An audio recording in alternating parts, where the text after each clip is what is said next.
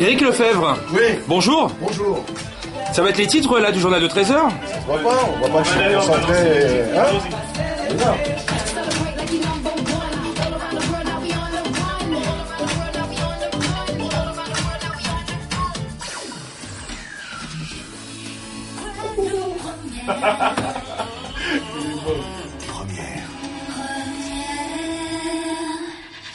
Il est midi, voici les titres du journal de 13h avec vous, Éric Lefebvre. Bonjour. Bonjour. 2 semaines après la rentrée, les mobilisations contre les fermetures de classes et les suppressions de postes se multiplient à l'initiative des associations de parents d'élèves.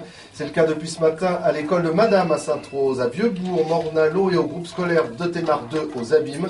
Détail dans une heure. Et Raymond Artis, le président de la FCPE, sera l'invité du journal.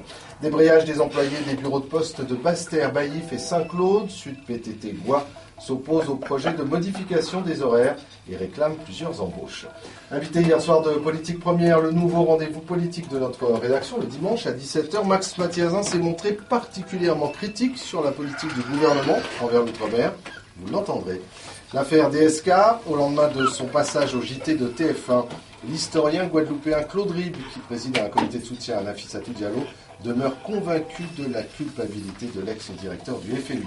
Les suites de la fusillade de samedi soir à Petit-Bourg, près de la mairie, des coups de feu avaient été tirés lors d'une bagarre entre jeunes. 5 personnes avaient été touchées par les plombs, dont un bébé de 18 mois, blessure légère. Heureusement, les gendarmes ont interpellé un suspect qui est toujours en garde à vue. L'enquête se poursuit aussi suite à l'agression également par arme à feu et toujours à Petit-Bourg d'un jeune homme d'une vingtaine d'années, grièvement blessé hier vers 5h du matin. On ignore encore si les 2 affaires sont liées. Et puis le temps, variable aujourd'hui, éclaircies et averses alterneront toute la journée et sans doute également demain. Puis on retrouve à 13h tout de suite l'essentiel de l'actualité nationale et internationale, France Info Express. On a certes les gendarmes toujours à la recherche de